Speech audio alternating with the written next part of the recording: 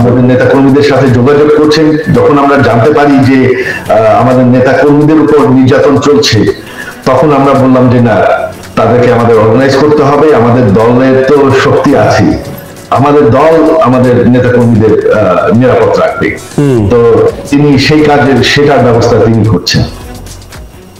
এই যে বারবার একটা আক্রমণ ধেয়ে আসছে যে তিনি দেশ ছেড়ে পালিয়েছেন, সেই জায়গায় আপনি বলছেন যে আপনারা দেশে এই মুহূর্তে নেই, কিন্তু যেভাবে হোক নেতা কর্মীদের পাশে থাকার চেষ্টা করছেন। কিন্তু অনবরত যে খবর উঠে আসছে যে একটা রেট্রিবিউশন, যে দল ক্ষমতায় ছিল তাদের কর্মীরা, তাদের নেতারা বাড়ি ছাড়া, ঘর ছাড়া, তারা আক্রমণের শিকার হচ্ছেন। এবং তার সঙ্গে সঙ্গে ভারতবর্ষের বুকে যে বিষয়টা নিয়ে খুব একটা উদ্বেগ, সেটা হলো যে বাংলাদেশের বুকে মাইনরিটি পপুলেশন, হিন্দু পপুলেশন, তারা আক্রমণের শিকার হচ্ছেন। একটি সোশ্যাল মিডিয়া ছেয়ে গেছে সেই ধরনের বিভৎস ছবিতে।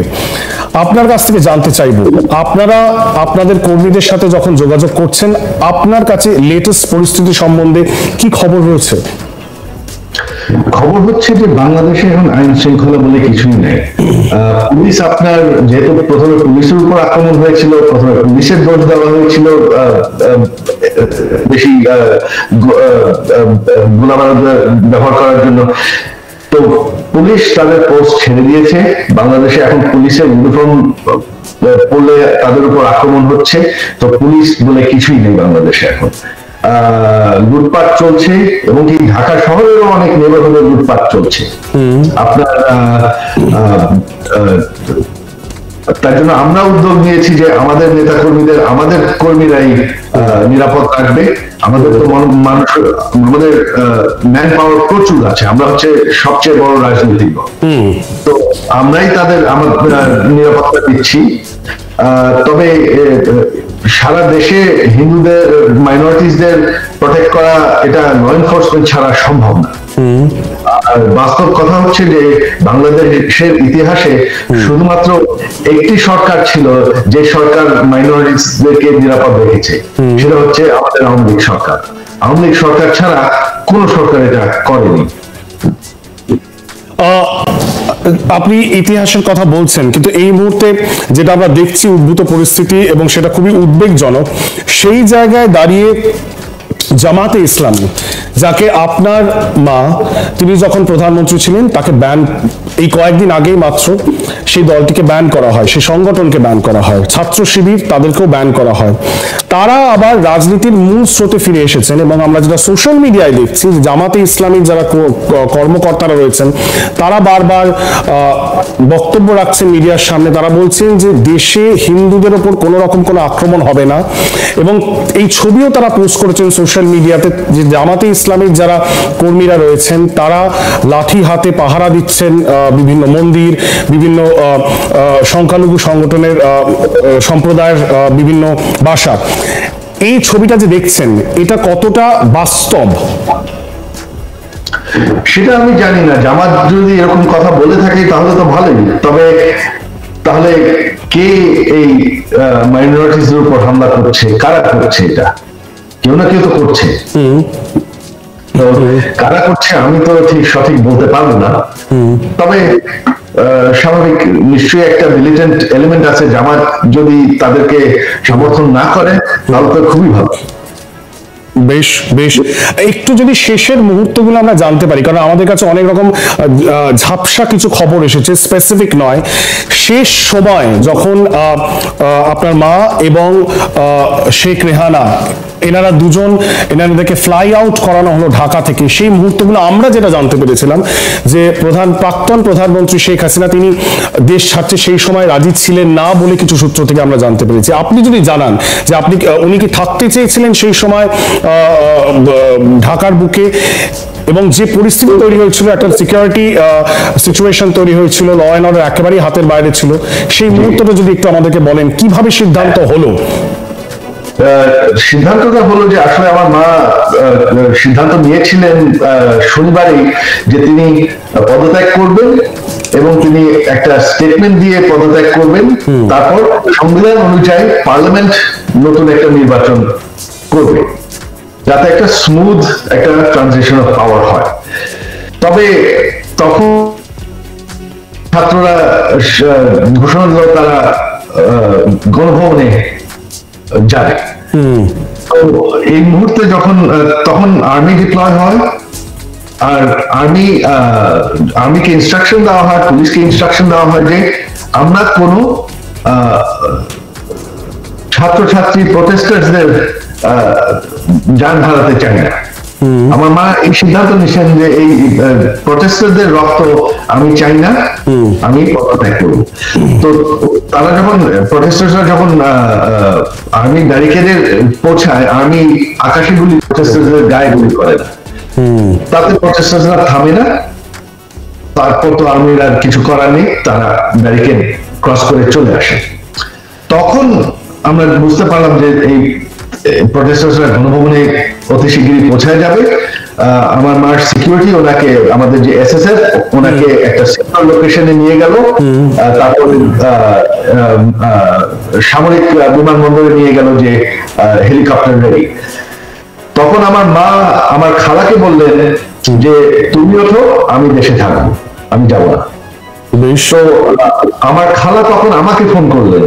আমি তখন আমার মাকে বললাম যে না, তোমার যেতেই হবে, তোমাকে মেরে ফেলবে, তুমি দেশে থাকতে পারো না, এটা একটা মব হয়ে গেছে। তখন আমার মা রাজি হলেন চলে আসতে। এই আশঙ্কা, যে আশঙ্কার কথা আপনি বলছেন, যে দেশের প্রধানমন্ত্রী নিবাসে তিনি বসবাস করেন, তিনি বঙ্গবন্ধু কন্যা, সেই বঙ্গবন্ধু যিনি এই দেশটিকে তৈরি করেছিলেন, দেশটিকে লিবারেশন দিয়েছিলেন, স্বাধীনতা দিয়েছিলেন, তিনি নিজে সুরক্ষিত বোধ করছেন না বাংলাদেশে। এই যে ভাবনাটা, it must have taken a lot to sink in. এটা বিশ্বাস করতে, এই পরিস্থিতিটার সাথে একত্রিত হতে কতক্ষণ সময় লেগেছে, মানে এই বিশ্বাসটা করতে যে এরকম একটা পরিস্থিতি তৈরি হয়েছে যেখানে আপনাদেরকে বেরিয়ে যেতে হবে? এটা আমাদের জন্য আসলে আশ্চর্যের বিষয়, কারণ ওনার সিকিউরিটি, আমাদের এসএসএফ এবং প্রাইম মিনিস্টার্স গার্ডস, গণভবন কিন্তু খুব হেভিলি আর্মড, তারা প্রস্তুত ছিল ওদেরকে বাঁচিয়ে রাখতে। তবে সেটা করতে গেলে কিন্তু হয়তো কয়েকশো, হয়তো কয়েক হাজার ডেমনস্ট্রেটর্স মারা যেত, কারণ এসএসএফ আর পিজিআর তো হেভিলি আর্মড। এটা তাদের দায়িত্ব, প্রধানমন্ত্রীর যান বাঁচিয়ে রাখা। বা তাতে হয়তো শত শত, হয়তো হাজার হাজার ডেমনস্ট্রেটর মারা যেত, যারা এই যে আক্রমণ করেছে, আক্রমণকারীরা সব মারা যেত। আর আমার মা সেটা জানেন। এই মুহূর্তে আপনার সাথে যখন আমরা এই সম্প্রচার করছি, আপনি নিশ্চয়ই জানেন যে মোহাম্মদ ইউনূস, যাকে অনেক সময় বলা হয়েছে আপনার মায়ের রাজনৈতিক প্রতিদ্বন্দ্বী, তিনি ফিরে এসেছেন দেশে এবং তিনি হতে চলেছেন মুখ্য উপদেষ্টা যে অন্তর্বর্তী সরকার তৈরি করা হবে। এই যে পুরো বিষয়টা, যে মোহাম্মদ ইউনূস প্যারিসে ছিলেন, আপনাদের সরকারের বিরোধী কিছু ভয়েস, তারাও এই মুহূর্তে বিদেশে রয়েছেন, কেউ রয়েছেন লন্ডনে, কেউ রয়েছেন প্যারিসে, আবার কেউ কিন্তু রয়েছেন ওয়াশিংটনেও। এই যে গণ আন্দোলন গড়ে উঠলো বা গণ অভ্যুত্থানের চেহারা নিল, যেটা শুধুমাত্র ছাত্র আন্দোলন থেকে শুরু হলো এবং সেটাতে গণ আন্দোলনের রূপ নিল, এটাকে আপনি কিভাবে দেখছেন? এর পেছনে কি কোনো বিদেশি শক্তির হাত আছে বলে আপনি নিজে ব্যক্তিগতভাবে মনে করেন? হ্যাঁ, অবশ্যই আমি বিশ্বাস করি যে বিদেশি শক্তির হাত অবশ্যই আছে। কারণ আপনি দেখেন, এই প্রোটেস্ট কিন্তু শুরু হয়েছে আমাদের সরকারের কোনো ডিসিশনের জন্য নয়। আমাদের সরকার কোটা কমিয়ে দিয়েছিলাম আমরা কয়েক বছর আগে, যখন প্রথম কোটা প্রোটেস্ট হয়। এটা ছিল আদালতের রায়, আর এটা ছিল টেম্পোরারি, যে যখন এটা সুপ্রিম কোর্টে যাবে, সুপ্রিম কোর্ট এটা ফাইনালি ডিসাইড করবে। আনটিল দেন কোটা আমরা রিইনস্টেট করছি।